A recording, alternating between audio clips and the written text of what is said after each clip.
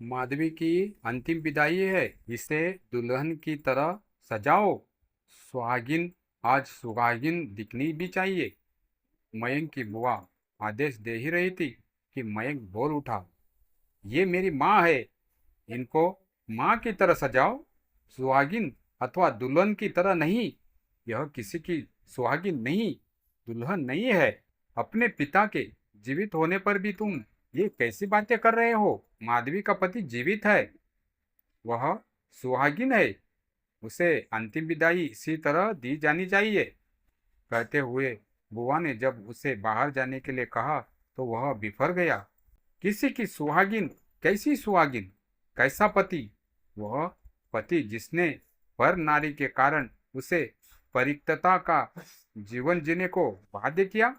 कौन पति जिसने अपने होते हुए पत्नी को विधवा बना डाला? ध्यान से सुन लो बुआ, वह व्यक्ति तुम्हारा भाई हो सकता है, मेरा पिता या मेरी माँ का पति नहीं।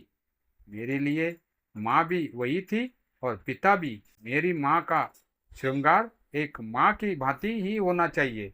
जिस व्यक्ति का माँ के जीवन काल में उनसे कोई रिश्ता नहीं रहा, मृत्यु के बाद उनसे कैसा रिश्ता?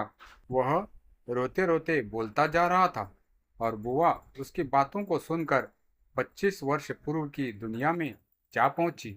अब से लगभग 25 वर्ष पूर्व साधारण शक्ल सूरत लेकिन आकर्षक व्यक्तित्व की स्वामिनी माधवी के घर में बहू बनकर आने पर सारे घर में खुशी की लहर दौड़ गई। अपने व्यवहार से थोड़े ही दिनों में उसने सबका दिल जीत लिया और ननंद, देवर व सास ससुर सबकी जरूरत बन गई। यदि किसी का दिल वह नहीं जीत पाई तो वह था सुदेश। सुदेश बुआ का भाई, वह उसका पति, इस घर में उसका सर्वे सर्वा, जिसके भरोसे वह ब्याह कर इस घर में आई थी। एक अय्याश चरित्रहीन व्यक्ति जिसने नारी को मात्र एक शरीर समझा, कभी उसकी भावना जो वह प्यार को समझने का प्रयास ही नहीं किया।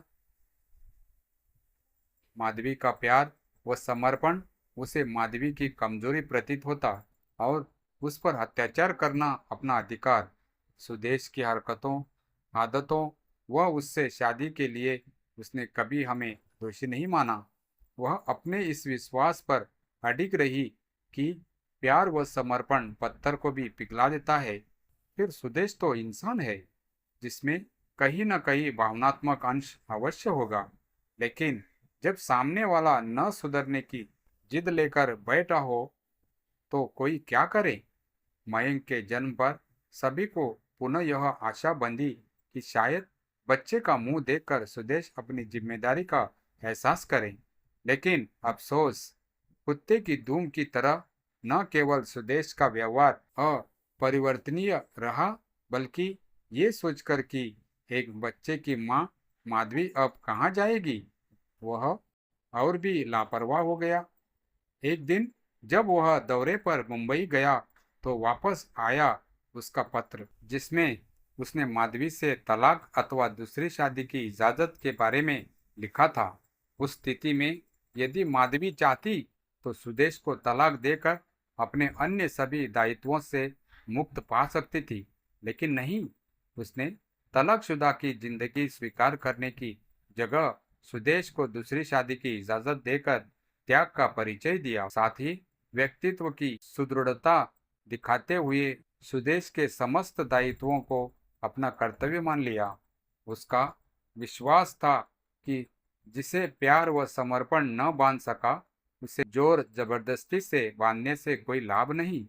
यह टूटी तो जरूर, लेकिन जल्द ही संभल कर एक सुदृढ़ नारी के रूप में सामने आई।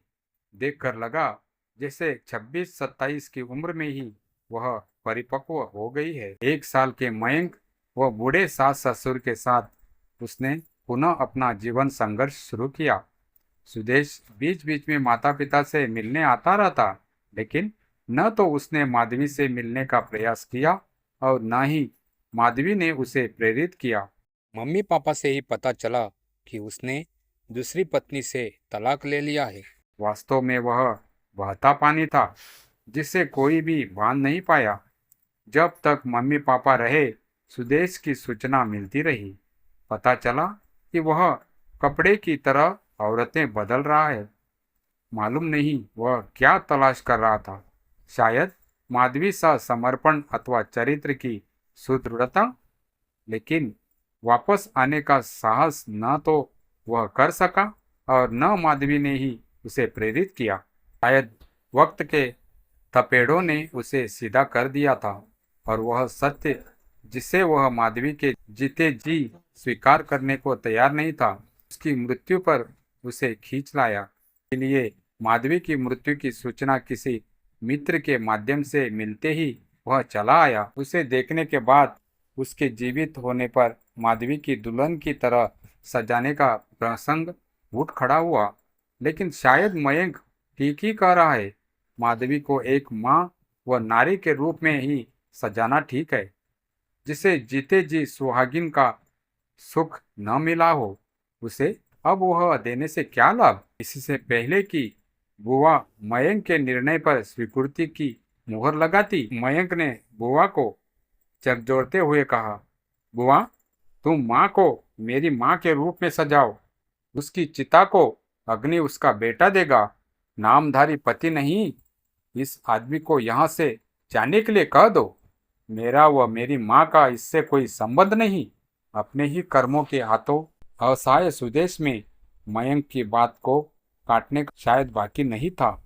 इसीलिए बाहर वालों की तरह मुक रहा। माधवी की अंतिम यात्रा में सम्मिलित हो वापस चला गया, जो वास्तव में एक माँ की अंतिम यात्रा थी, किसी सुहागिन की नहीं। दोस्तों, आपको यह कहानी कैसी लगी हमें कमेंट अवश्य करें।